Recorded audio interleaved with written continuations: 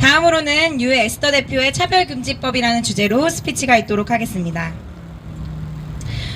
여러분, 동성애는 결코 선천적으로 가지고 태어나는 것이 아닙니다. 2012년 가장 최첨단 기술인 GWAS를 사용하여 유전자 하나하나를 비교하는 실험을 하였는데, 그 결과 약 23,000개의 유전자 중 동성애 관련 유전자는 단 하나도 발견되지 않았습니다. 결론적으로 인간의 몸 안에는 동성애 성향을 일으키는 유전자는 하나도 없다는 것입니다. 동성애는 후천적으로 100% 학습을 통해 나타남을 의학적으로 입증하였습니다. 가장 유명한 동성애자인 홍석천 씨가 서울대 강의를 통해 이렇게 고백하였습니다. 충남 깨끗하고 좋은 마을에서 초등고 학생 생활을 보낸 홍석천 씨가 초등학교 4학년 때 이 어린 초등학생 4학년 어린이를 건장한 성인 남성이 다락방으로 데려가서 학문을 통한 성폭행을 하게 되었고, 그 당시 초등학교 4학년밖에 되지 않았던 이 어린아이는 무섭고 두려운 마음에 부모님께 말씀드리지 못하고 이 사실을 숨기고 고3 즉 19살이 될 때까지 무려 300명의 동성애자들과 관계를 가지게 되었다고 합니다. 이렇게 실질적인 사례를 통해 동성애는 선천적으로 가지고 있는 유전자가 아닌 후천적으로 학습 또는 음란물 시청, 모방을 통해 일어나는 것임을 알 수 있게 되어집니다.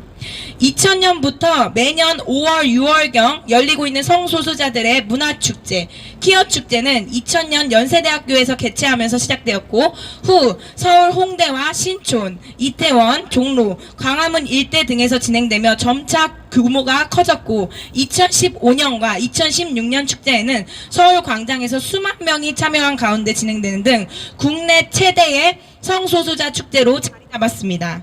2017년에는 제주와 부산에서도 열렸고, 2018년도에는 전북, 전주에서도 퀴어 문화축제가 개최되는 등 점차 대한민국의 이 퀴어 축제가 확산되고 있는 것을 우리가 볼 수 있습니다. 전국적으로 확산되어 우리의 다음 세대 청소년들이 이 안에서 보고 배우는 후천적 학습을 통해 자신의 삶을 송두리째 빼앗기고 돌이킬 수 없는 위험한 열차에 발을 디디게 됩니다. 이 안에 갇힌 아이들을 어떻게 구출시킬까요? 아직 분별력이 부족한 이 아이들에게 자신이 맞닥뜨리는 이 환경을 통해 보고 배우게 되는 이런 많은 부분들이 이 아이들의 삶에 엄청난 영향을 끼치게 되고, 이러한 문화 속에서 또한 이러한 교육 환경 속에서 꿈을 꾸고 비전을 이루어가야 할 다음 세대 청소년 청년들이 음란과 방탕에 물들어서 그곳에서 구출되어야 하는 이러한 실상에 우리 한국교회는 이 아이들을 살리기 위해서 애통하는 마음으로, 통곡하는 마음으로 어떻게 이 아이들을 살릴 것인가 고민하고, 또한 앞서 싸우며 바른 진리로 인도하기 위해서 생명을 들여야 한다고 생각합니다. 이단들도 자신의 생명을 들여 한 영혼을 어떻게든 본인들의 포지션 안에 두려고 한다는데, 우리 크리스천 진리의 영이신 예수 그리스도를 따르는 우리들은 절대적으로 더욱더 이 일에, 우리의 생명을 드리며 나누는 일에 더욱 적극적으로 동참해야 할 것을 되새깁니다.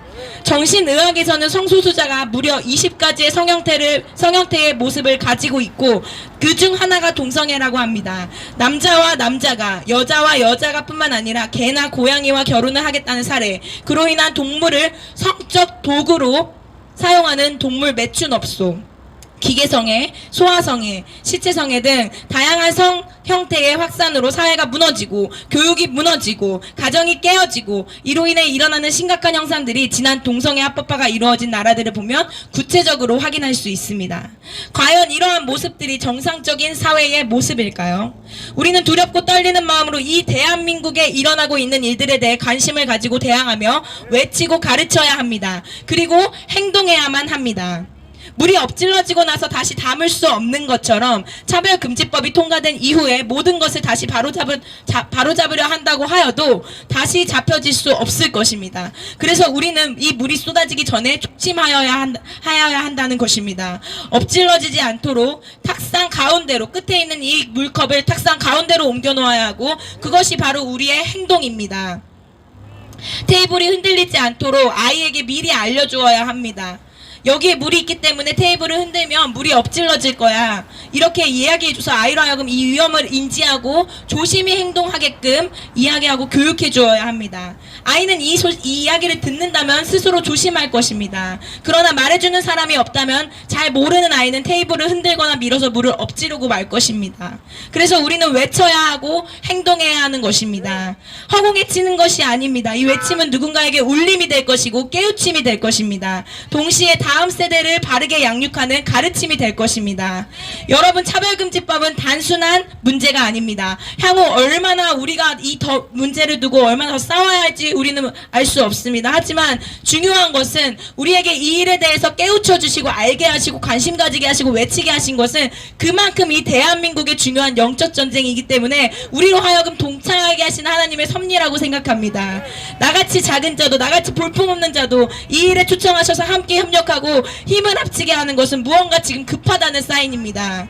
대한민국은 거대한 영적 전쟁 가운데 있습니다. 이 싸움은 결코 쉽지 않습니다. 너무나도 치열하고 때로는 눈물 납니다. 하지만 지금 이 주어진 이 시간은 골든 아워입니다. 골든 타임입니다. 이 한 시간, 이 시간을 지키지 못한다면 대한민국은 생명을 잃고 말 것입니다. 우리는 지금 생명을 되찾느냐 아니면 생명을 빼앗기느냐의 싸움 가운데 서 있는 것입니다. 우리 끝까지 싸웁시다. 우리에게 주어진 이 일들에 주님이 주시는 마음을 찾아 최선을 다해 해나갑시다. 일은 하나님께서 이루실 것입니다. 우리는 그저 주어진 것들을 기도하며 최선으로 준비하면 됩니다. 역사의 주인은 전능하신 하나님이시고 하나님은 함께 일할 자들을 찾으십니다. 그 도구가 되어 아버지께서 이루어 가시는 그 놀라운 기적을 맛보는 우리가 되기를 소망합니다. 아멘. 감사합니다.